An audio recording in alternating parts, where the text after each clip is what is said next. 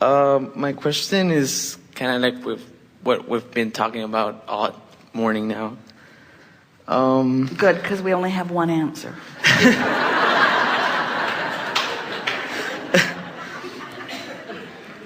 Okay.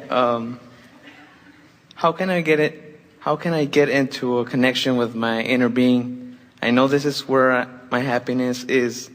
I understand this is who I really am. This is where I should be, but how can I get there?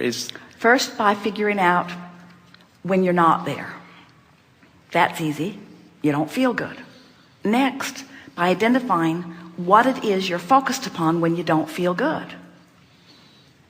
Okay. So, and usually, it's interesting, what you're doing when you don't feel good is you're saying, I'm not where I should be. In other words, we can give this to you in such a powerful way. Your desire to be in alignment with who you are is so strong that what bothers you most is not being in alignment with who you really are. So you just keep saying, how do I get into alignment? How do I get into alignment? How do I get into alignment? How do I get in the vortex? How do I get into alignment? And we say, can you hear us when we say the vibration of a question and the vibration of the answer are two very different vibrations? And if you keep the question alive incessantly, why aren't I doing better? What am I doing wrong? How come it's not working out? Why am I not there? If you keep the vibration of a question alive all the time, then you never, just give that a rest.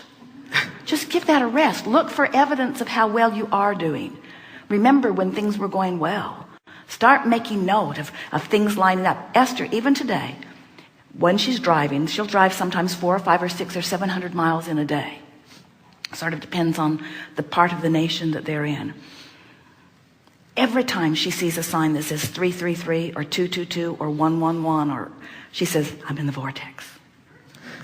Because there are so many mile markers that go by that she doesn't see. And when she sees one, she always grins. In other words, she's always looking for evidence of alignment, evidence of alignment, evidence of alignment. That's really all you got to do. Stop noticing so much when you're not aligned, and stop asking so much, why aren't I aligned? Why aren't I enlightened? Because your desire is so strong, friend. Your vortex is swirling in a very powerful way. If you'll just stop doing that thing that's holding you outside your vortex, it'll take you often. Okay,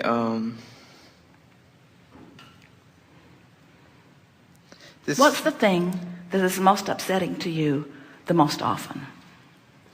And we're not looking for some philosophical, we're talking about what's bugging you. What happens that freaks you out or that makes you mad or that...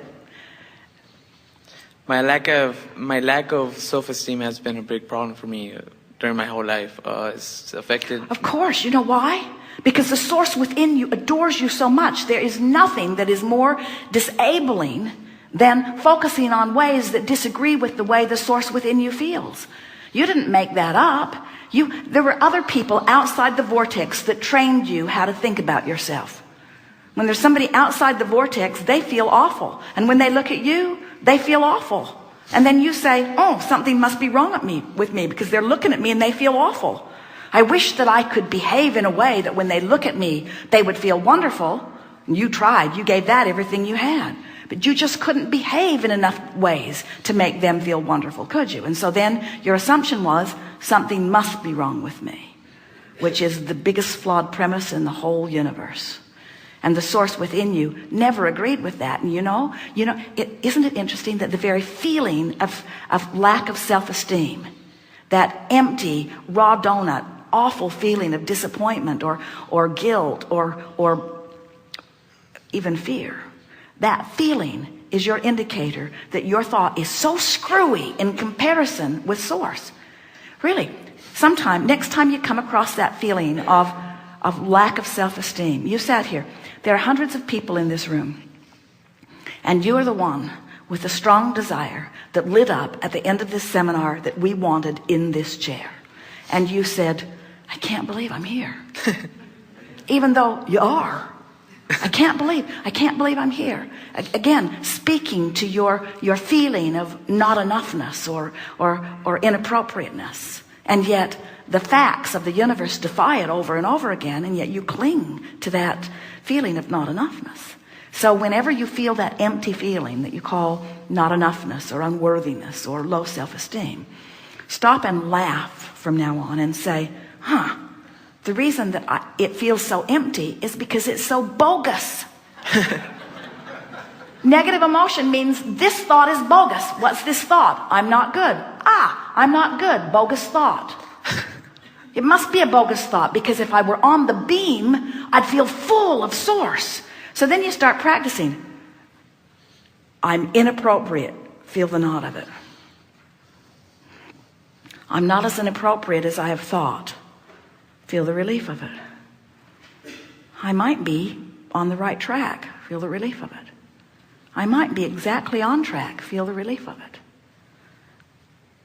Kind of feels like the source within me likes me, because whenever I get down on me, I lose my connection with source. That must mean something. It means everything, you see. Source loves you because source knows who you are. And when you don't love you, you're off. Now, something that is helpful, because you're not alone in this. There are a lot of people who have trained themselves or been trained by others not to like themselves very much.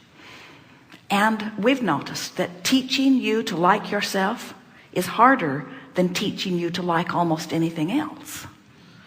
So you don't have to. So imagine that here you are shining your hose of appreciation out there.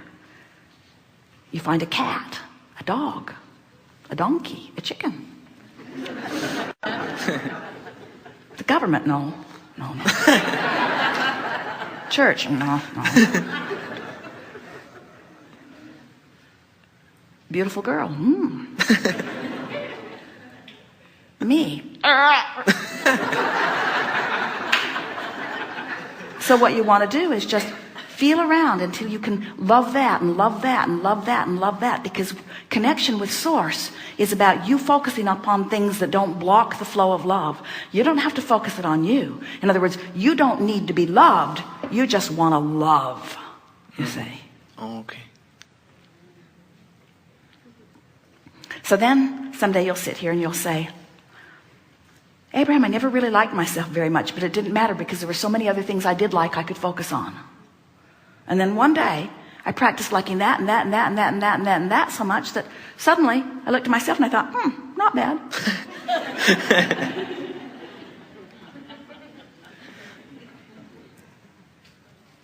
They like you.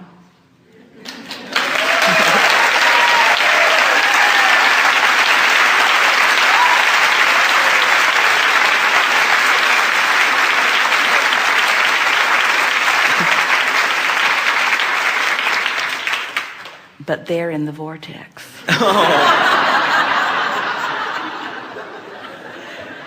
Don't ask people who aren't in the vortex to love you. They can't. That's what's been going on. Looking for love in all the wrong places. Yeah, I've been experiencing that for some time now. Thank Good. you. Yes, indeed.